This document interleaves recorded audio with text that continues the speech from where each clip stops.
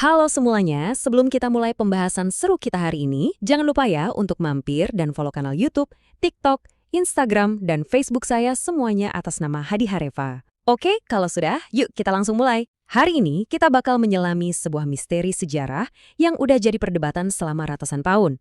Sebuah teks yang dikenal sebagai Injil Barnabas. Apa sih isinya dan dari mana sebenarnya teks ini berasal? Siap, mari kita mulai investigasi kita.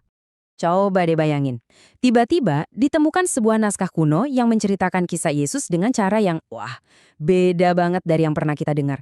Dan naskah ini mengklaim sebagai catatan langsung dari salah satu muridnya, Barnabas. Pertanyaan besarnya, apa ini beneran sebuah Injil yang hilang dari peradaban? Atau jangan-jangan ini sesuatu yang lain? Nah, untuk memecahkan misteri ini, kita akan jadi detektif sejarah. Langkah pertama, kita akan bedah apa sih isi teksnya yang beda itu. Lalu, kita cari petunjuk-petunjuk tersembunyi di dalamnya. Setelah itu, kita bandingkan dengan kitab suci lain, kita lacak asal-usul naskahnya, dan terakhir, kita bakal bahas kenapa sih semua ini penting banget untuk kita tahu. Yuk, kita mulai dari yang paling mendasar. Apa sih klaim utama dari Injil Barnabas yang bikin heboh ini? Nah, ini dia titik perbedaannya yang paling utama. Menurut teks ini, Yesus itu seorang nabi yang agung, tapi bukan anak Allah. Tugasnya adalah mempersiapkan jalan bagi seorang nabi yang lebih besar yang akan datang setelahnya. Dan bagian paling dramatisnya, saat penangkapan, yang disalib itu ternyata bukan Yesus, tapi Yudas Iskariot. Wajah Yudas katanya diubah secara ajaib jadi mirip Yesus, sementara Yesus sendiri diangkat langsung ke surga. Ini benar-benar narasi yang 180 derajat berbeda dari ajaran Kristen. Oke, sekarang kita masuk ke bagian investigasi. Seperti detektif yang memeriksa tempat kejadian perkara, para sejarawan itu memeriksa teks untuk mencari kejanggalan. Petunjuk-petunjuk yang salah tempat ini punya nama keren, anakronisme.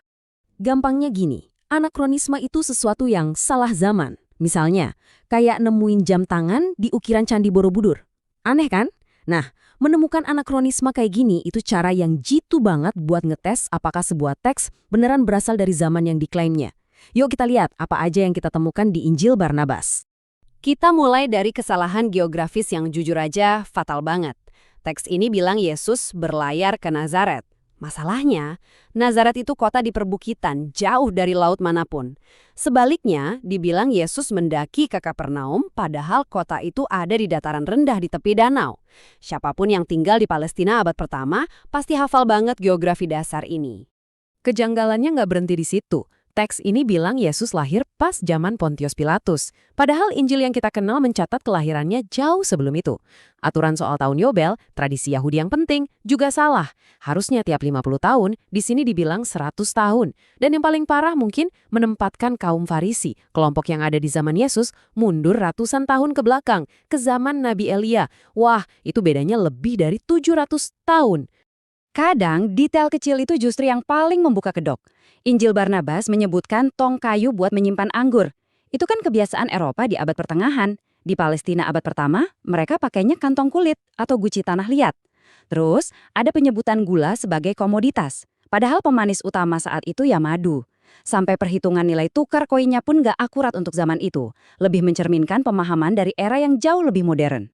Oke, jadi kita udah lihat ya, dari dalam teksnya sendiri aja udah banyak masalah. Sekarang, gimana kalau kita coba bandingkan isinya dengan kitab-kitab suci yang sudah mapan, yaitu Al-Quran dan Alkitab? Nah, ini menarik. Seringkali orang mengira Injil Barnabas ini sejalan dengan ajaran Islam. Tapi kalau kita lihat detailnya, ternyata ada beberapa perbedaan yang signifikan. Teks Barnabas bilang ada 9 tingkatan langit, sementara Al-Quran secara konsisten menyebut ada 7. Teks Barnabas juga menyatakan Maria melahirkan tanpa rasa sakit, yang mana ini bertentangan dengan deskripsi di dalam Al-Quran. Tapi, pertentangan terbesarnya tentu saja dengan Alkitab. Poin utamanya ya soal penyaliban, Yudas versus Yesus.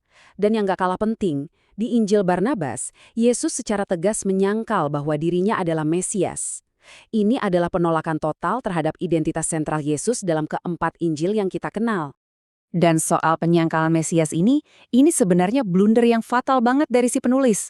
Kenapa? Karena Kristus itu terjemahan bahasa Yunani dari kata Ibrani Mesias, artinya sama persis, yang diurapi. Jadi pada dasarnya teks ini membuat Yesus mengatakan, nama saya bukan nama saya.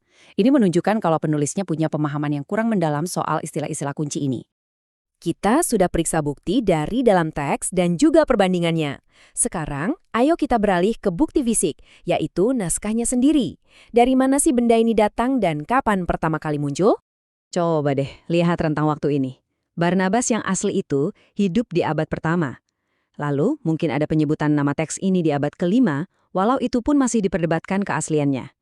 Tapi setelah itu, sunyi senyap. Selama lebih dari 1000 tahun, nggak ada catatan, nggak ada kutipan, nggak ada naskah. Tiba-tiba, jeng-jeng, di abad ke-16 muncul naskah dalam bahasa Italia dan Spanyol. Kesenjangan 1500 tahun ini bagi sejarawan adalah lampu merah yang sangat besar. Bukti fisik dari naskahnya sendiri sangat meyakinkan. Bahasa yang dipakai itu bahasa Eropa modern, bukan bahasa Timur Tengah kuno. Teksnya juga mengutip dari Vulgata Latin, terjemahan Alkitab yang dibuat ratusan tahun setelah zaman Barnabas. Dan yang paling kuat, gak ada satu orang pun, baik Kristen maupun Muslim, yang pernah mengutipnya selama 1500 tahun. Para ahli bahkan menemukan kemiripan gaya bahasanya dengan karya sastra penyair Italia terkenal, Dante. Semua petunjuk ini mengarah ke satu tempat, Eropa abad pertengahan. Nah, setelah kita kumpulkan semua bukti, dari dalam teksnya, perbandingannya, dan dari naskahnya sendiri, kesimpulan apa yang bisa kita tarik? Jadi, apa kesimpulannya? Berdasarkan semua bukti yang telah kita periksa, para ahli dari berbagai bidang, sejarawan, ahli bahasa, dan teolog hampir secara bulat setuju. Injil Barnabas bukanlah teks yang hilang dari zaman Yesus, melainkan sebuah karya yang jauh lebih modern, kemungkinan besar ditulis di Italia atau Spanyol sekitar 500 tahun yang lalu. Dan penolakan ini nggak cuma datang dari satu sisi loh. Kutipan ini contohnya, datang dari seorang cendekiawan Islam terkemuka dari salah satu universitas paling dihormati di dunia Muslim. Beliau menyimpulkan bahwa karena banyaknya kontradiksi dengan Al-Quran, teks ini juga tidak bisa dianggap otentik dari sudut pandang Islam. Ini menunjukkan kalau penilaian kritis terhadap teks ini melintasi batas-batas keyakinan. Jadi, investigasi kita tentang Injil Barnabas ini membawa kita ke sebuah pertanyaan yang lebih besar. Kasus ini menunjukkan betapa pentingnya analisis kritis dalam memahami masa lalu. Proses ini memaksa kita untuk bertanya, bagaimana kita tahu apa yang kita tahu tentang sejarah? Dan bagaimana bukti-bukti semacam ini membentuk, menantang, atau justru memperkuat pemahaman kita tentang keyakinan yang telah membentuk dunia. Sesuatu untuk kita renungkan bersama. Terima kasih sudah bergabung dalam penelusuran ini.